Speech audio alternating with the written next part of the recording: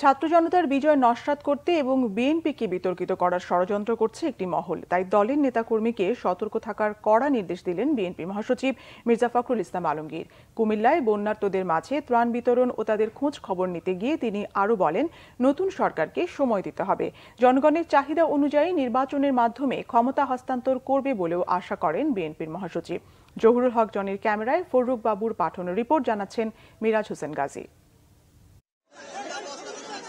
বন্যায় ক্ষতিগ্রস্ত পরিবারগুলোর সমস্যা ও ভোগান্তির কথা জানতে কুমিল্লায় দুর্গত এলাকায় বিএনপির মহাসচিব মির্জা ফখরুল ইসলাম আলমগীর। জেলার লালমাই উপজেলার ছোট শফিপুর উচ্চ বিদ্যালয় মাঠে বানভাসী মানুষের সাথে কথা বলেন তিনি। মাইকের সামনে দাঁড়িয়ে বিএনপির মহাসচিবের মুখে প্রথম শব্দ ভাষণ দিতে নয়, বানভাসী মানুষের কথা শুনতে এসেছেন তিনি। দীর্ঘ 15 বছরের আন্দোলনে কুমিল্লার ভূমিকা নিয়ে কথা বলেন তিনি। সেই সাথে আওয়ামী লীগ সরকারের মামলায় জর্জরিত হওয়া নেতাকর্মীদের সান্ত্বনা দেন বিএনপির মহাসচিব। এখানে আপনারা মামলায় কোর্টে যেতে অস্থির হয়ে গেছেন, সেই অবস্থাটার অবসান হয়েছে, তাই না?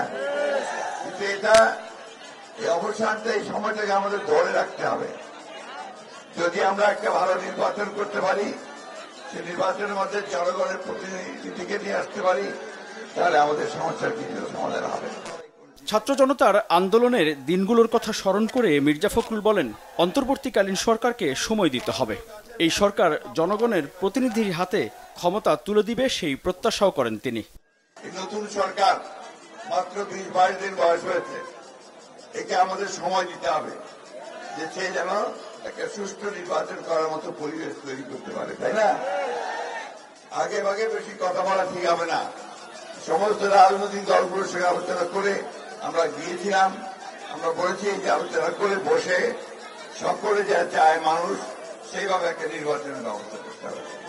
কিন্তু দ্রুত তার সঙ্গে জনগণের যে দাবি, জনগণের প্রতিনিধির হাতে ক্ষমতা তুলে দিতে হবে। বিএনপির ভারপ্রাপ্ত চেয়ারম্যান তারেক রহমানকে দেশে ফিরে আনার জন্য সবার কাছে দোয়া চান মির্জা ফখরুল।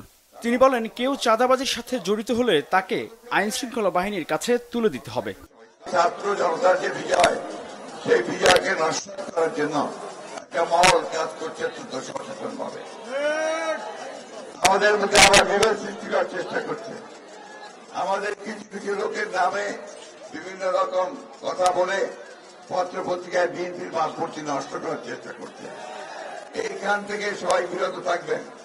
যদি কাউকে দেখেন যে চাঁদাবাজি করছে বা দখলদারি করছে, তাকে ধরে সাথে সাথে পুলিশে দেবেন অথবা আপনারা আর্মি করে দেবেন। এই ব্যাপারে আমাদের কোন রকমের কোন সুপারিশ থাকবে না।